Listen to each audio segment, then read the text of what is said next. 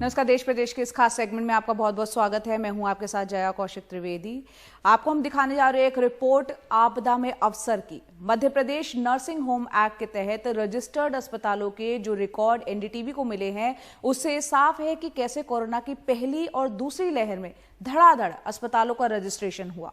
एक ही डॉक्टर 8 से 10 अस्पतालों में रेजिडेंट डॉक्टर के नाम से रजिस्टर्ड है। मल्टी स्पेशलिटी अस्पताल का लाइसेंस मिला है, लेकिन अस्पताल में एक डॉक्टर तक नहीं है। अनुराग द्वारी हमारे सहयोगी पहुंचे हैं और उन्होंने एक तफसील से आपके लिए रिपोर्ट पे दी है। आइए देखते हैं उनकी एक्सक्लूसिव रिपोर्ट। ये भोपाल के ऐशबाग इलाके में बना भारती मल्टी केयर अस्पताल है।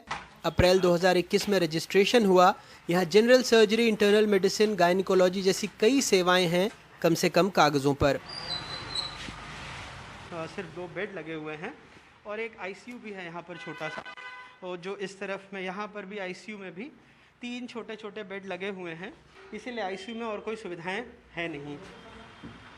डॉक्टर्स विजिट करते हैं यहाँ पर? जी सर, विजिट वाले भी हैं, इसके बाद में जिनका रजिस्ट्रेशन लगा हुआ है वो भी हैं।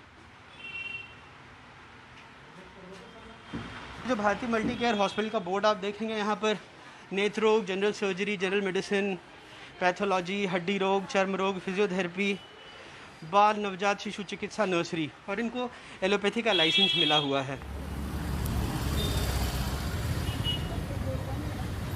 ये भोपाल का ही आशा मल्टी स्पेशलिटी अस्पताल है। अप्रैल 2021 में रजिस्ट्रेशन हुआ। दस्तावेजों के मुताबिक यहाँ gastro, general surgery, gynaecology, orthopaedic, endocrinology जैसी कई सेवाएं हैं। यहाँ भी कम से कम कागजों पर ही। आईसीयू है, बस सिलेंडर ऐसे ही रखा हुआ है और तो कुछ है ही नहीं।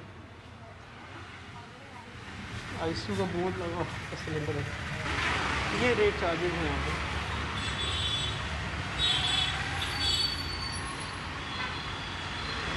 इन दोनों अस्पतालों में एक बात साफ है कि जिन डॉक्टरों के नाम से रजिस्ट्रेशन हुआ वो यहाँ काम नहीं करते। शशिकांत द्विवेदी, इसमें से कोई डॉक्टर नहीं है आपके यहाँ पे? और जो ये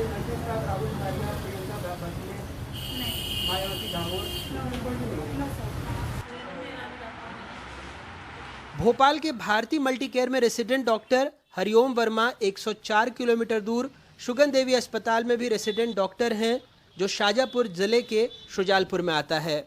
इसे आपदा में अवसर कहिए या कुछ और, राजधानी भोपाल में कुल 503 अस्पताल, पैथोलॉजी लैब, डेंटल क्लिनिक हैं, लेकिन 212 कोरोना काल यानी जनवरी 2020 से मई 2021 तक खुले हैं। इस अवधि में सिर्फ अस्पतालों की बात करें तो भोपाल में 104 अस्पतालों के रजिस्ट्रेशन हुए हैं। इनमें भी 29 अस्पताल मार्च, अप्रैल, मई में खुले। राज्य के 3 और बड़े शहरों को लें तो इंदौर में 274 अस्पताल हैं, 48 पिछले साल भर में खुले। जबलपुर में 138 अस्पताल हैं, 34 साल भर में खुले, जबकि ग्वालियर में 360 अस्पताल हैं, जिसमें से 116 पिछले 1 साल में खुले। एनडीटीवी को जो दस्तावेज मिले हैं वो बताते हैं कि कैसे एक एक डॉक्टरों के नाम 8 से 10 अस्पतालों में भी बतौर रेसिडेंट डॉक्टर दर्ज हैं, वो भी अलग अलग शहरों में।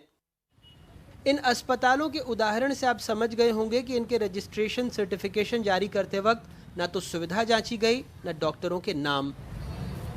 क्या आपदा में अवसर है कि एक एक डॉक्टर 10-10 अस्पताल? देखिए, ये सुनिश्चित है और नेशनल मेडिकल काउंसिल की जो आहर्ताएं हैं, जो नियम है, उसका पालन करना सभी को बहुत जरूरी है। यदि इस तरह की कहीं कोई शिकायत होगी तो निश्चित रूप से कार्रवाई की जाएगी। सही मायने में एक व्यक्ति को एक ही जगह काम करना है और ये एनएमसी के पोर्टल के माध्यम से सुनिश्चित भी होता है। मुझे नहीं लगता है कि ऐसी स्थिति होगी, परंतु यदि कहीं शिकायत आएगी तो उस पर जांच भी की जाएगी और कार्रवाई भी की जाएगी।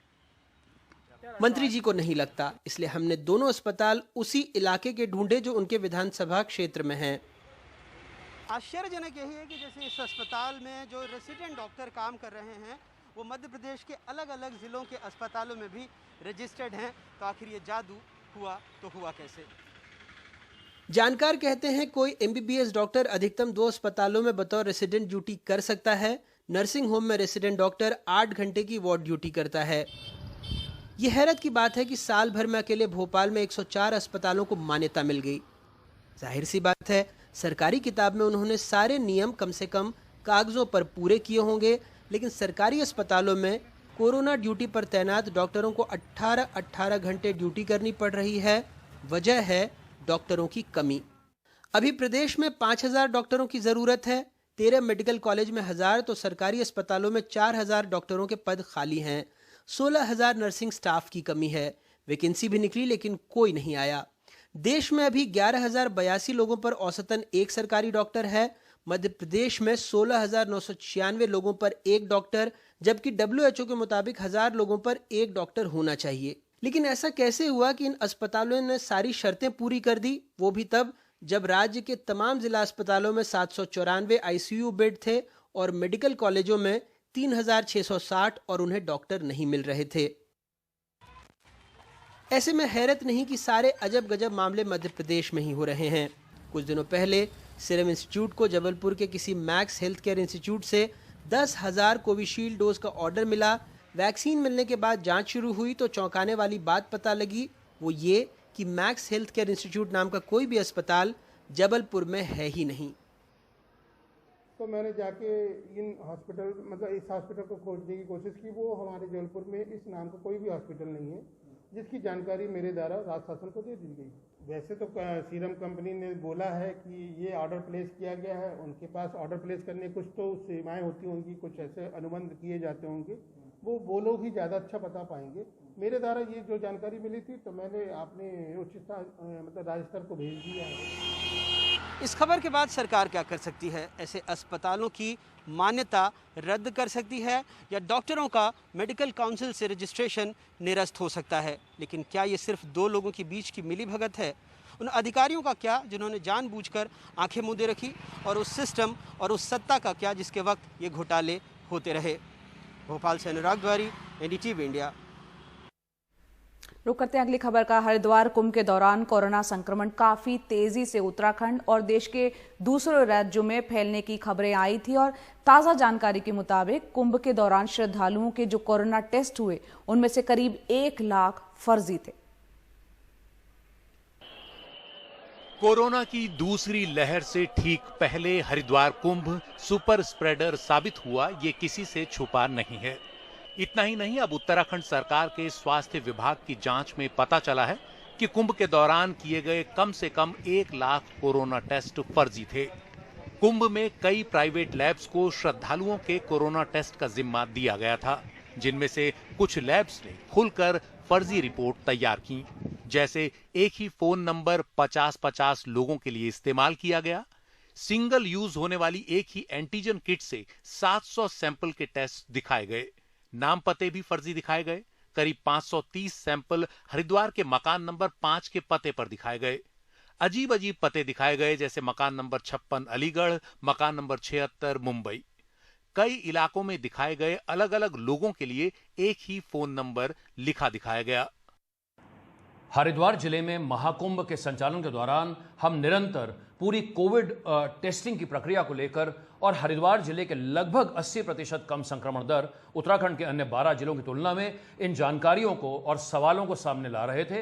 राज्य सरकार के अधिकारियों या एजेंसीज की बजाय न्यायिक जांच की आवश्यकता है, और अगर कहीं कोई दोषी लैब या दोषी अधिकारी मिलते हैं उनके खिलाफ कड़ी से कड़ी कार्रवाई होने की भी जरूरत है।